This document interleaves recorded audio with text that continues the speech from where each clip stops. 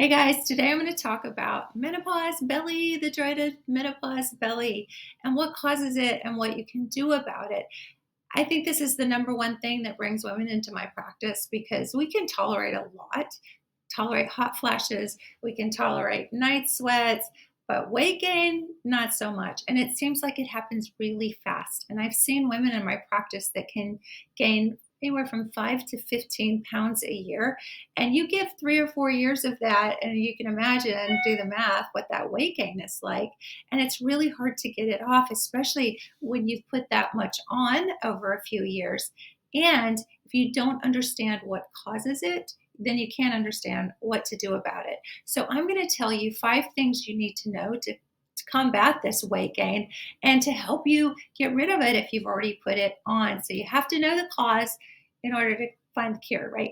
So I want to talk just a little bit about some different things with hormones, food, supplements, exercise, and sleep. And hopefully these are some things that you don't know about, because if you're still struggling, then what you've been doing hasn't been working. So I'm going to give you some unique things, and not just about like get on hormones and exercise more and eat less, because that doesn't work when you have hormone issues. So I just want to get that right out of the way. We're going to go through a few specific things, and there may be some forms of exercise you're doing that could actually be making it worse. There might be some things that you're eating or the timing that you're eating that could be making things worse. So it's really important to know those little things, but they're actually very big things. But during menopause, we don't talk a lot about that. We don't talk about hormones. We don't talk about the changes. And so if we don't have the dialogue and the conversation, it's really hard to do anything about it. And everybody just sits around thinking, what's wrong with me? And they don't understand. So very, very frustrating. So I kind of want to go through what happens when we start into menopause. And the definition of menopause, I get this all the time, is 1 year without having periods.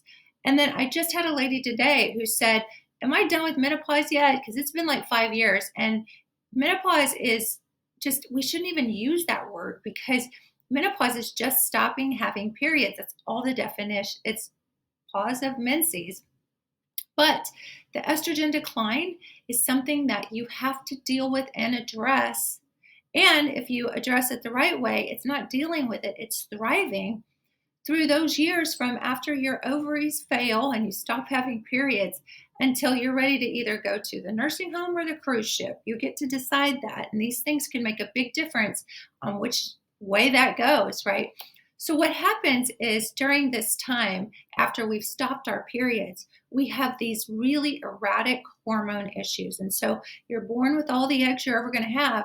And once those are gone, once those ovaries are dried up, then that hormone influence and that feedback with the brain is kaput, right? So it's not a good thing, because it's very erratic, and there's fat. It's called adnexal fat that literally engulfs our ovaries and just kind of goes rogue, and it just starts making all these crazy sex steroid hormones. And so from day to day, it's kind of like when you're PMSing when you're younger, it's your hormones are all over the place, but they're all over the place in a smaller amount than you had before you stopped having periods, before your eggs ran out of ovaries. So as the estrogen declines, what happens is about 35, it's peaked the most it's going to be. Those are, our fertility years from 20 to 40. And then around the age of 50, that's where we start to get that estrogen decline. And that's when our ovaries are literally running out of eggs. And so when we have almost no estrogen, now we're dealing with a redistribution of body fat. And it happens in the abdominal region, which is, where we're saying, oh my gosh, where this belly fat comes from. This is really weird. This never happened. And it feels like it comes on overnight, and it just keeps getting worse. So one of the things that we can do is we can have a conversation about hormones, right? And so bioidentical hormone therapy, I'm a big proponent of that, because if you don't have that estrogen balance, what happens is that cortisol will compete with estrogen. And when estrogen goes down, cortisol goes up. And everybody's heard of cortisol belly, right? So that's the crux of where that hormone imbalance is triggering that cortisol belly. And this is kind of interesting. I used to have women who would come in and say, I know I'm overweight, but I'm not unhealthy. And I would think, wow, what's the deal with that? Because, they would have huge bellies. Well, the function of cortisol is your body's natural anti-inflammatory. We associate it just with belly fat, but it's really a stress hormone. And so it responds to stress. And whether that, is a bear chasing you or a mean boss, or whether that's just a stressor in your environment or a chemical or anything, cortisol comes to combat that. And so if you've ever had a cortisone shot when you've had a cold or a sore shoulder or something, that is your body's natural anti-inflammatory. So when cortisol goes up, we know there's inflammation in the body, and almost all weight gain is inflammation. And where you gain your weight has everything to do with the hormone imbalance. And so if cortisol goes up because estrogen went down, you're going to gain weight in your belly. That's just how it works. So that's how it works. What are we going to do about it? And one of the most important things that we can do is just understand that increased cortisol production can actually cause all sorts of issues, especially the weight gain around the abdomen, but can also cause something called adrenal fatigue. So you can see those little glands sitting on top of the kidneys in her. Those are your adrenal glands. And a lot of people say, well, I got through menopause just fine. And what does that mean? Maybe that means you didn't have hot flashes, but we are programmed to hear from our doctors that unless you have hot flashes really bad, then you can't have estrogen. That's just ridiculous, So it's like there's so many protective effects. Now, HRT is not right for everybody, and you might not feel that's right for you. I highly recommend that you do your research, that you find the right provider who can have informed consent with you, because there's lots of other things you can do. We'll talk about that in just a minute. But I truly believe that if your estrogen levels come up and your cortisol levels go down, that's one of the biggest things that you can do to combat the cortisol belly. The other factor that's at play here is that we start to lose our insulin sensitivity. And insulin is a sugar storage hormone. And insulin is secreted when you have a lot of carbohydrates or simple sugars in the bloodstream. Insulin gets secreted to go then try to store that, right? So the minute you store carbs and you're storing them as fat, now we're dealing with an issue where insulin just gets really overworked. And when the receptors get so overworked, they don't even respond anymore. And now we have insulin resistance. And so when that happens, diabetes is the next step, the continuum of that. But when people are insulin resistant, they are not effectively using carbohydrates. So one of the first things that you can do is decrease the carbohydrates and the sugars in your diet. Easier said than done, I know, but a real awareness of where your calories are coming from and what you're eating, and just things like giving up sodas. That can be huge.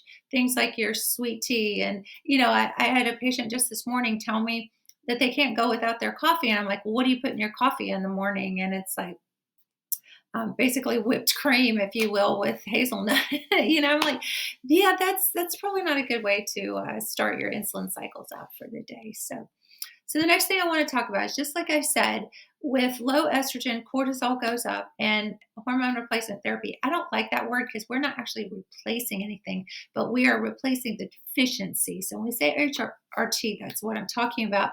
And synthetic hormones are very different from natural hormones. And that's the first conversation I have with people. And then the next conversation I have is, there was a study that everybody hangs their hat on. It's done in 2002. It was a women's initiative, had a lot of women in it. So it was a respectable study as far as statistical significance goes. But the problem is, they took women 10 to 15 years out from their last period, from menopause, put them on synthetic hormones, and it was a crap show. I mean, it was bad. They were getting breast cancer, they were getting clots and all sorts of things. So whenever you're listening to a narrative of, especially a doctor who you're supposed to trust and be able to trust, is telling you, oh no, hormones are bad. And it's funny because when they say hormones are bad, they'll basically be thinking of estrogen only. But then if you ask them to actually check your lab work, to check your hormones, to check your, see what's going on, then all of a sudden all hormones are thyroid. So they'll check a TSH and tell you you're fine. And so it's like, what are you supposed to believe? It's like the industry is totally gaslighting us about, are we crazy when we ask for lab testing? Are we crazy when we say we want to know what our levels are and what our options are? So So there's that. Try to get off my soapbox on that, but get those estrogen levels up, however that is. And, if hormone therapy is right for you, bioidentical hormone therapy, I really think that once our ovaries have dried up, how do we make our body happy when we don't have the happy ovary production anymore of our hormones? So just a conversation to have. Okay, let's get into food just a little bit. People are always like, well, what should I eat? Because clearly what I'm eating is not working. Fiber. It's so hard to get enough fiber, and we really need about 30 grams of fiber a day. And why is that? Well, number one, it makes us feel full. If you eat a bunch of salad, you're really not going to eat a bunch of, other food. And that's kind of one of the tricks and tips to, not overeating. So it will reduce your overall food intake, but it also helps to regulate your blood sugar, and it stabilizes your blood sugar levels, also decreasing your carb cravings and your appetite fluctuations too. So if you've ever tried to count fiber grams, it's tricky to get it. Some of the biggest sources, of course, are the greens and the vegetables and things like that.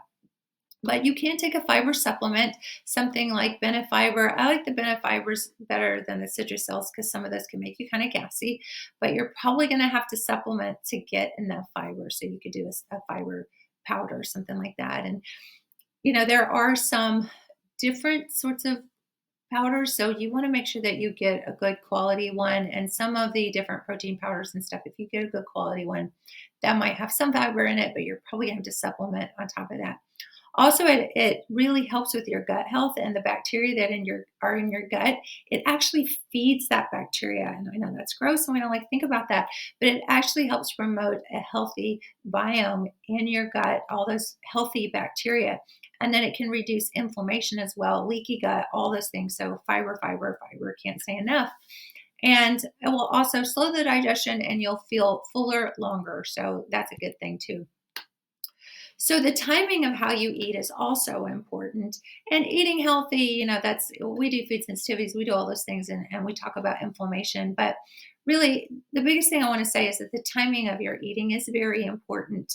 And the reason for that is we are really meant to be cyclic type creatures, right? Our ancestors were either being chased or chasing prey, right? And so I'm going to talk a minute about interval training with our exercise or fitness routines and how that plays into our hormones. But this plays into our hormones also with insulin and growth hormone and lots of other hormones. And what it does is when you close your window of eating, and I don't like to call it intermittent fasting, I like to call it intermittent eating. And when you close that window down, now some people will skip days and fast on opposite days and stuff. And there's a lot of research to support that. I, however, have insulin sensitivity issues. And if I skip a day without eating, I'll probably eat the person next to me. So that's not good.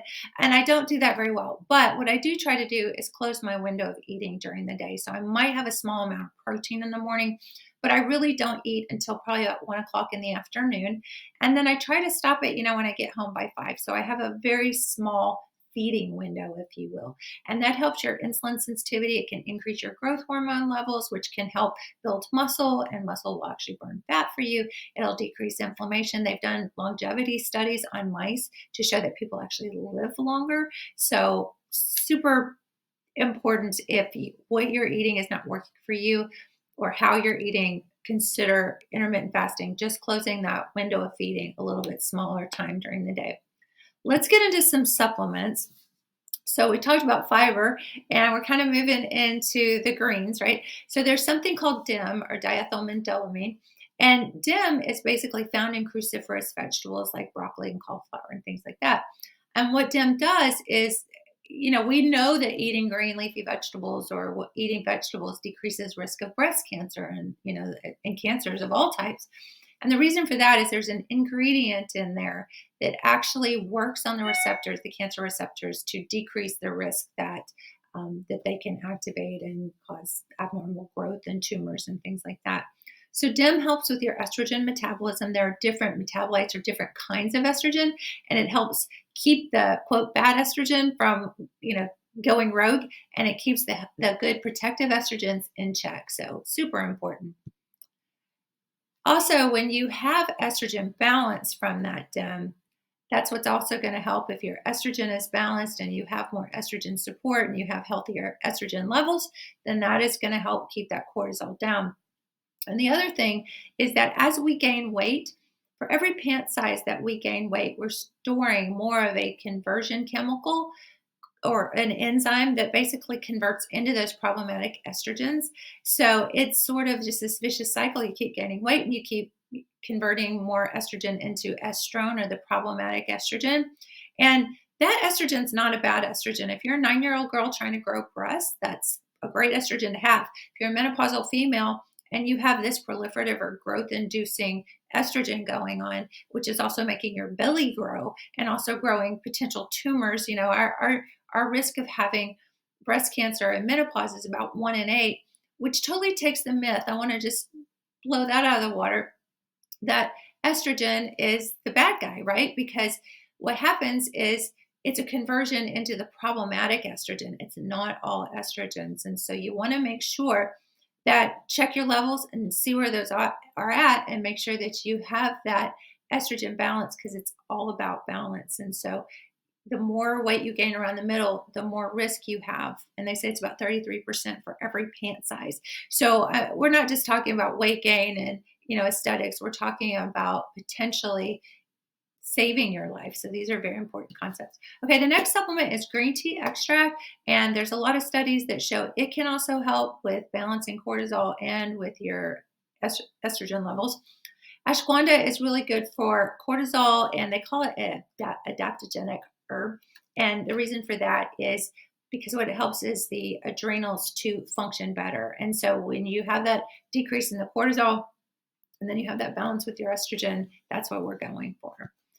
Okay, the fish oil, omega-3 fatty acids is a great source for that. There's all sorts of, I always recommend that you get your nutrients from your food. But even if you eat from the Garden of Eden, I mean, you go to Walmart, and you see that the vegetables don't even have any color to them. So the food industry is growing food on topsoil. It's not getting all those deep minerals and things like that. So I'm telling you, you're probably going to have to supplement. My son says, Mom, why do you take a handful of pills every day? And I'm like, well, it's a handful of supplements or a handful of pills because, it's not, you have to give yourself that nutrition base as you're aging. We might get away with it when we're younger, but now we need that nutritional support so much more. So omega-3s are great for inflammation and also for the substrate because our hormones are actually fatty molecules, and we need that fatty molecule to help support the production of estrogen and progesterone and all the female and male hormones that we make from the adrenal glands. So you need that fat to make those things. So super important. Okay, and I'm going to talk a little bit about exercise. I always hesitate because nobody wants to hear exercise, but I can promise you my exercise is less than about 15 minutes a week, and I'm going to tell you what I do and how that's possible. But first, I want to talk a little bit about, can you exercise the wrong way? You absolutely can.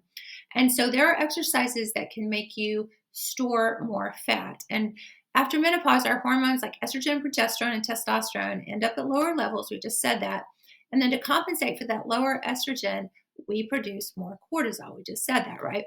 And we have 7 major hormonal changes in life, and each one needs a different exercise approach. And menopause specifically is a time when we need to increase our estrogen production because it converts into testosterone, and we need testosterone to build muscle.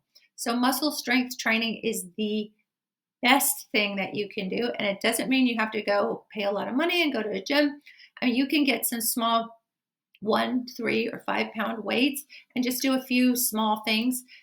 It doesn't have to be much. And you can watch videos, all the things. You can find different things to strength train, but it's really important. And that doesn't mean that you have to go to the gym and, lift up a bunch of weights and bulk up. It just means you need that muscle tone so that the muscle will burn the fat for you. And exercise can be stressful on the system. So what you don't want to do is you don't want to go do CrossFit, especially as we age and we don't have the same muscle strength. We're more likely to get injured. But you do want to do strength training. And the next exercise I'm going to talk about as well is high intensity interval training. And what that is it's small bursts of intense exercise. So when I said I exercise less than 15 minutes a week, what I do is on Monday, Wednesday, and Friday, I do 5-minute sessions. Now, I'll be honest, I do strength training too. So I focus on that quite a bit. And I'll probably spend 15 minutes doing my strength training. And that's just different, push-ups, weightlifting, squats, lunges, all that kind of stuff because I like the tone and I like to build my core. But because there's so many things with falling and things that come later. So core strength is super important. But the high intensity interval training is just small bursts. So you do a quick burst and a rest, a quick burst, a rest, a quick burst and a rest. And 3 or 4 of those can take less than 5 minutes. And so you do that 3 times a week and bam, you've got your insulin and the hormones around cortisol that will really step into check for you. Okay, a little bit about sleep and metabolism. This is absolutely fascinating to me. And one of the things that happens after menopause is our progesterone levels drop. Progesterone means progestation, and gestation is the word for pregnancy. So when we have really high progesterone levels when we're pregnant, we get really tired, especially in the second trimester when our progesterone levels are so high. So without progesterone, we stop sleeping well, we stop getting tired, and then melatonin gets out of whack. And then we're more likely to wake up during the night because progesterone also maintains sleep. And progesterone acts as a bit of an antidiuretic, meaning it keeps you from having to get up and urinate during the night as much. And so, hot flashes and night sweats, all that can wake you up as well. So we really want to make sure that you get adequate sleep and the right amount of sleep and that you're sleeping well. But here's one of the interesting things is there are studies to show that if you spend 8.5 hours in bed, that you're more likely to be able to lose weight than if you only spend 5 hours in bed. So time in bed is important, but also the sleep quality. But here's the most important thing about sleep and metabolism is that your body takes sugar and oxygen, and then it converts it into carbon dioxide and water and then energy in the cells. And so what happens is when we sleep at night, we blow out a tremendous amount of CO2. Now, the H2O comes out as sweat and urination during the day, but we blow out a large amount of CO2 during the night. So if you look at the equation, they call it stoichiometry, and both sides have to equal out. But depending on the amount of sugar that you take in during the day, or fat, or whatever substances you're eating, and how much oxygen you take in, if you blow that out during the night, you are basically going to reset your metabolism, which is wonderful. And one of the reasons we do intermittent exercise or short bursts is because that causes you to take in more oxygen and to blow out more CO2. So it's part of the sleep metabolism and energy burning that's super important. If you look at the pink arrow, that pink arrow is driven by hormones. And we have fat storing and fat burning hormones. Thyroid is a fat burning hormone. Growth factors and growth hormone are fat burning. And then fat storing are things like insulin and estrogen can be fat storing. But, I say that carefully because you're like, whoa, wait a minute. I don't want estrogen if it's going to make me store fat. It's all about balance because remember, if the estrogen goes down, then the cortisol goes up. So we want to keep that estrogen level up here to keep cortisol in check. So it's all about balance. If you don't take anything away from here, then that's the key. And also these metabolic functions, basically they're just not as effective at storing energy and you're just more likely to gain weight. And especially if you're tired, throughout the day, you're just not going to be functioning as well. You're more likely to crave carbs. You're more likely to just not be engaged in life in general. I'm currently working on a whole sleep program and how to get better sleep. And, it's got the basis of hormones and all the things in it too. So if you're interested in that, let me know. I'm almost done with that program. And if you want to know more about supplements or you want to know more about any of these aspects about bioidentical hormones, I love doing videos about this stuff. So you guys let me know what you'd like to know and what you'd like to hear. So hope this is helpful. I love you all very much and I wish you the best. And I just want you to be healthy and it's all about balance. Just remember that, be your own advocate and find the right answers because they are there, but you have to understand the root cause of anything if you're going to do something about it. I always say a headache's not an aspirin deficiency. So don't buy that if they tell you that, you're just getting older. No, there is a reason for this and you're not crazy and don't let the medical field gaslight you. Okay. Again, love you very much. I'll see you guys later. Mwah.